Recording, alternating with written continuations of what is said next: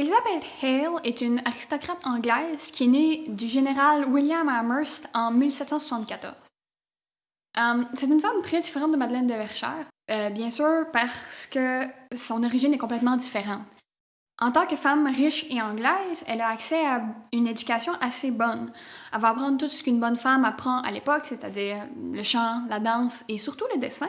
Elle va aussi apprendre le français, qui est la langue prédominante à l'époque.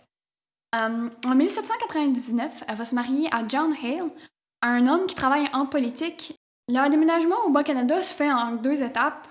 Ils vont repartir en Angleterre temporairement pendant la guerre de 1812, mais ils s'installent à Québec, où John Hale, le mari d'Elizabeth, habite. Il est politicien, donc il habite à Québec et il fait son travail là-bas.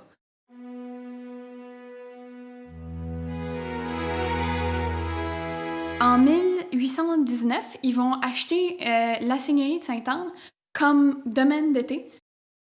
On croirait que des seigneurs qui sont seulement là la moitié de l'année ne seraient pas particulièrement investis dans leur seigneurie, mais Elizabeth et John Hale se sont donné la peine d'améliorer la seigneurie, d'apprendre au sans-stade des nouvelles techniques agricoles, des choses aussi simples que ne pas jeter le fumier à la rivière, l'utiliser pour fertiliser les terres. Et avec ça, ils ont pu un peu faire fleurir la seigneurie.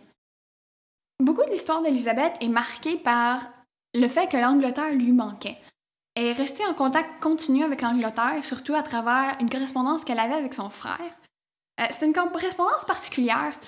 Ils s'écrivaient sans beaucoup des limitations qu'ils utilisaient à l'époque. Et Elizabeth, à travers ses lettres, elle avait aussi des dessins. En fait, pour montrer aux gens qu'elle aimait les endroits où elle était, elle dessinait beaucoup. Et en fait, c'est pour ça qu'elle est connue. Elizabeth est une des premières femmes dont le carnet à dessin a vraiment été gardé. En fait, son carnet à dessin est aux Archives nationales. C'est la première fois qu'une femme a autant de reconnaissance ou qu'on garde vraiment une relique complète. C'est aussi une des premières images qu'on a qui montrent ce que c'était être les seigneuries à l'époque. Une autre chose qu'Elizabeth fait, c'est mettre en place un jardin à l'extérieur. C'est un jardin anglais spécifiquement. Les Anglais avaient tendance à se définir en contraire aux Français. Donc, quand les Français se sont mis à faire des jardins très carrés, contrôlés, planifiés, les Anglais ont fait des jardins plus naturels, libres. Et Elizabeth, pour avoir les odeurs et les goûts de chez elle, fait venir beaucoup de plantes et d'arbres.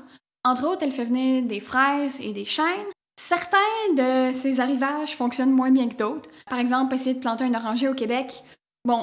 Premièrement, son oranger s'est fait ronger par des rats dans le cale du bateau, mais même s'il avait été encore sain en arrivant, un oranger au Québec, c'est pas toujours fonctionnel. Les jardins qu'on a aujourd'hui sont faits pour rappeler vraiment ceux qu'Elizabeth avait créés à l'époque. Aussi, dans sa suite de connexion à l'Angleterre, Elizabeth avait beaucoup de mal à trouver des objets qui lui plaisaient au Québec. La qualité des produits était juste pas la même qu'en Angleterre. Quand on parle de magasins québécois du Bas-Canada à l'époque, on y trouvait des pots d'orignaux, des panaches d'orignaux, des raquettes. Bon, pas les choses les plus chic. Elizabeth, elle avait des goûts assez demandants, donc souvent quand elle avait besoin de quelque chose, que ce soit une robe ou un éventail, elle écrivait une lettre à sa belle-sœur, Lady Plymouth, qui lui achetait tout ce dont elle avait besoin en Angleterre, puis lui envoyait par bateau.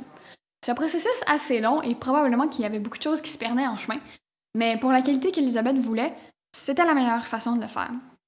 Par exemple, nous avons dans l'exposition un éventail qui n'a probablement pas appartenu à Elizabeth, mais qui vous donne une idée de la qualité des objets qu'elle cherchait.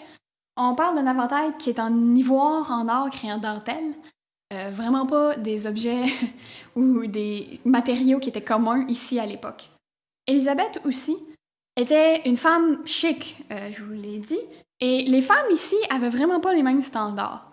En fait, ces femmes-là osaient se montrer au déjeuner mal coiffées ou habillées simplement, et pour Elizabeth, c'était un manque de bienséance incroyable. Donc, vous pouvez voir un peu que l'adaptation au Québec s'est jamais faite complètement pour Elizabeth. Elle va mourir en 1826 du cancer du sein.